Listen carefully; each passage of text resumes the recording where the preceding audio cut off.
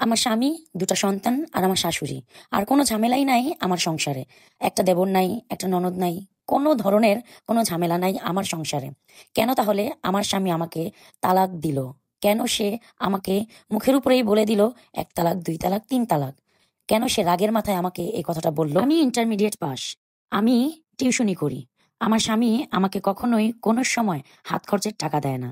এবং কোথাও গেলে আমার শাশুড়ি আমার সাথে যায়।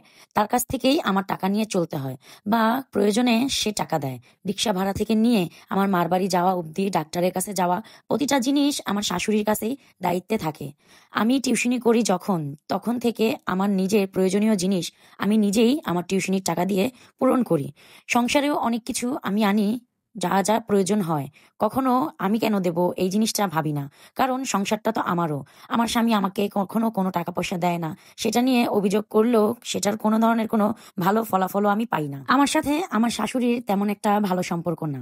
আমার শাশুড়ি আমার প্রতিটা কাজেই খুব ধরনের খুঁত ধরে। আমি বাহিরে টিউশনি করি, এটাও তার মোটেও পছন্দ না।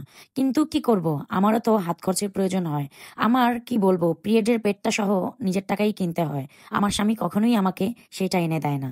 এর জন্য আমার বাহিরের কাজের জন্য বের হতে হয়েছে। অবশ্য আমি খুব ভোরে উঠে ফজরের নামাজটা পড়েই তারপর সংসারের প্রতিটা কাজ করে আমি ১২টার দিকে বের হতাম। বাসায় আসতে আসতে আমার ৯টা, ৯:৩০ বেজে যেত। কখনো ১০টাও বাজতো রাতের, টিউশনির জন্য। কিন্তু আমি কখনো কোনো কাজ আমার শাশুড়ির উপরে রেখে যেতাম না। বিকেলের নাস্তা থেকে নিয়ে দুপুরের খাবার সবকিছু আমি রেডি করেই রেখে যেতাম। তখন অবধি আমার একটা মেয়ে। আমার মেয়েটা ভালো বয়সের, বয়স হবে তখন তার ৮ বছর। তখন আমি আরেকটা কনসেপ্ট করি। তখন অবধি আমি টিউশনি চালিয়ে যাচ্ছি। আরেকটা কথা, আমার হাসব্যান্ডের প্রতিটা জিনিস, গোসলের টাওয়াল থেকে নিয়ে, ব্রাশ থেকে নিয়ে, খাওয়া অবধি প্রতিটা জিনিস আমার শাশুড়িই করে। কখনো আমাকে সে এইসব দায়িত্ব দেয় না। এটাও আমার মনের খুব কষ্টের একটা ব্যাপার ছিল। কিন্তু কখনো এগুলো বলেও আমি কখনো নিজের কাছে এই জিনিসগুলো পাইতাম না। নিজের স্বামীকে খাবার বেড়ে দেওয়া, নিজের স্বামীর সাথে বসে খাওয়া, এগুলো কখনোই আমার সাথে হইতো না। সবসময় আমার শাশুড়ি আমার স্বামীর সবকিছু করে দিত।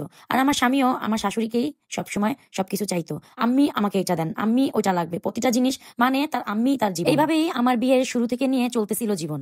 হয়তো আমি ভাবছিলাম যে একটা সময় গিয়ে ঠিক হয়ে যাবে। কিন্তু না, আমার মেয়ের এখন ৮ বছর। এখনো পর্যন্ত কোনো কিছুই ঠিক হয় নাই। আরেকটা কনসিভ করছি, তাও এগুলোই চলতেছে। তারা মা ছেলে যখন কথা বলতো আমি সামনে গেলেই চুপ হয়ে যেত। এবং কি আমার স্বামীর কোথায় কি আছে না আছে আমি কোনো কিচ্ছুই জানি না। তার মানিব্যাগটা পর্যন্ত সে তার আম্মির কাছেই রাখে। কখনো আমি তার মানিব্যাগের কালারটাও দেখতে পাই নাই।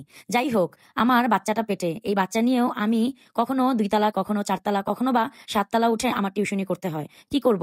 করতে তো হবেই। আমার তো হাত খরচের টাকা স্বামী দেয় না। নিজেরটা নিজেরই চালাতে হয়। অনেক সময় আমার বাচ্চারও, মেয়ের অনেক কিছু আমি নিয়ে আসি। শাশুড়িকেও আমি প্রতি ঈদে ২ টো করে জামা দেই। স্বামীকেও অনেক সময় সারপ্রাইজ দেই। কিন্তু এগুলো তাদের ভালো লাগে না। তাদের লাস্ট পর্যায়ে গিয়ে চাওয়া শুরু হলো আমার টিউশনির যত টাকা সবকিছু তাদের হাতে যেন উঠিয়ে দেয়। আমার যখন বিয়ে হয় তখন আমার শ্বশুর বাসাটা খুব নরমাল একটা বাসাই ছিল। আমি টিউশনি নেওয়ার পর আমরা ২ রুমের ফ্ল্যাট বাসাতে উঠে আসি। তখনও আমাদের ভালোই চলতেছিল। ওই যে আমি প্রায় সংসারের অনেক কিছু আনতাম। এতে ভালোই চলতো সংসারটা।